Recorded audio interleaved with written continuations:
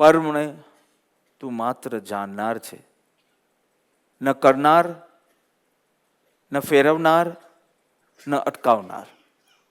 તું પરના પરિવર્તનોનો માત્ર જાણકાર છે. Full stop. હવે તમે કેટલા નવરા થઈ ગયા? તમે કહો તો સાહેબ શું કરીએ આખો દિવસ? સ્વરૂપ મારે, સતત સ્વરૂપ મારે. You are getting? જે છે બધું વ્યવસ્થિત છે. તો નાટકનો કોઈ સીન હોય અને એ સીનમાં નાના છોકરાનો રૂમ બતાવવાનો હોય. નાના છોકરાનો રૂમ એટલે બધું જ અસ્તવ્યસ્ત હતું. ખાવાની વસ્તુ પડી હતી પલંગ પર, તકિયો હતો ખુરશી પર, ચોપડી હતી, આમ પેલું આમ. તો ડ્રામાનો જે ડિરેક્ટર હતો ને એ છેલ્લું પેલું એક ઇન્સ્પેક્શન કરવા આવી ગયો, બિકોઝ હવે પડદો ખુલવાનો હતો અને લોકો જોવાના હતા. તો એને આ રૂમ જોયો, એકદમ ખુશ થઈ ગયા, એકદમ બરાબર છે ગયો. પછી જે નવો નવો પેલો બેકસ્ટેજ વાળો હોય ને એ જ દિવસે સ્ટાર્ટ થાય. તે બેકસ્ટેજ વાળો આવીને જોયું તો oh God, it is in a mess. અને એને બધું સરખું કર્યું.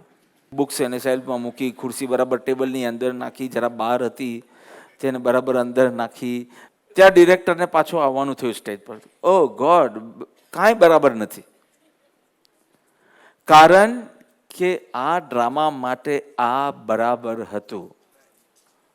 એમ તારા જગતમાં જે કંઈ બની રહ્યું છે ને, કેવલીના સ્ક્રિપ્ટમાં આ પ્રમાણે હતું કે પેલો ભૂલી જાય, પેલી બરાબર કામ ના કરે, આ બધું ને કે આ સ્ક્રિપ્ટમાં હતું, કેવલીના જ્ઞાનમાં હતું.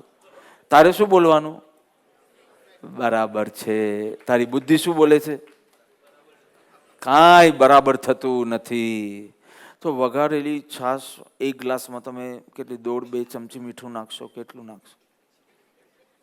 1 ચમચી મીઠું નાખશો આટલી છાશમાં? થોડું જ નાખ્યું છે. હવે સમજો 1.5 ચમચી મીઠું નાખી દીધું હોય. હવે હું એ છાશ પીઉં છું, મેં જોયું, અને હું એ છાશ પીને કહું છું બરાબર છે. એ જ છાશ સમજો નેમીજી પીએ તો કે કાંઈ બરાબર નથી. હું એમ કહું છું બરાબર છે, કારણ કે 1.5 ચમચી મીઠું નાખો તો જેટલી ખારાશ આવવી જોઈએ એટલી જ છે. તો બરાબર છે કે નહીં? 1.5 ચમચી નાખવી જોઈએ કે નહીં એ ક્વેશ્ચન નથી, પણ 1.5 ચમચી નાખી હોય તો આટલું ખારું થવું જોઈએ, નહીં તો એ મીઠું નહીં. મેં કીધું બરાબર છે એ દ્રષ્ટિથી કે 1.5 ચમચી ઇન્ડિયન મીઠું નાખે તો જેટલું ખારું થવું જોઈએ એટલી ખારી છે. આ તો બરાબર થયું કે નહીં? ઇનફેક્ટ એટલી ખારી નહીં થઈ તો મારે એમને કહેવું પડે કે પ્લીઝ ચેક યોર સોલ્ટ. કારણ કે 1.5 ચમચી નાખીને જેટલું ખારું થવું જોઈએ એવું ખારું લાગતું નથી, તો કાંઈ બરાબર નથી. પણ અત્યારના તમે જે 1.5 ચમચી એક ગ્લાસમાં નાખી તે બરાબર છે. આને કેમ કીધું કે બરાબર નથી? કારણ કે એની ઈચ્છા જે વ્યવસ્થિત છાશની હતી એવું કાંઈ નહીં મળ્યું. તમે સમજી લો, જ્યારે તમે એમ કહો છો ને કે વ્યવસ્થિત નથી, you are talking of your expectation. તમારી બુદ્ધિ જે એક્સપેક્ટ કરે છે એ પ્રમાણે ન હોય. એ જ સિચ્યુએશનમાં કેવલી કહે છે બરાબર છે. આટલો દ્વેષ કર્યો હોય તો આટલા અપસેટ થવું જ જોઈએ, આટલું આર્તધ્યાન કર્યું હોય તો આટલો વિલાપ કરવો જ જોઈએ, બધું બરાબર છે. આટલી બધી તને ડિપેન્ડન્સી હોય કોઈક વસ્તુ પ્રત્યે કે વ્યક્તિ પ્રત્યે કે ઓફિસ પ્રત્યે કે ઘટના પ્રત્યે, તો આટલું ટેન્શન તો થવું જ જોઈએ. એટલે કોઈ વિભાવમાં બી જાય તો જ્ઞાની કે આવી જેની શ્રદ્ધા હોય તેને આટલો વિભાવ થાય, બરાબર છે. એને બધું બરાબર લાગે અને તને આટલું સરસ છે તો એ કાંઈ ને કાંઈ ગડબડ ગડબડ ગડબડ લાગે છે. તું કેવલીથી કેટલો દૂર છે જોઈ લે.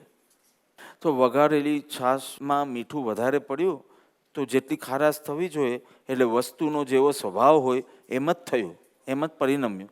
કારણ જેવું આપો તેવું જ કાર્ય નીપજે એ સિદ્ધાંત પણ સચવાયો, બધું બરાબર થયું.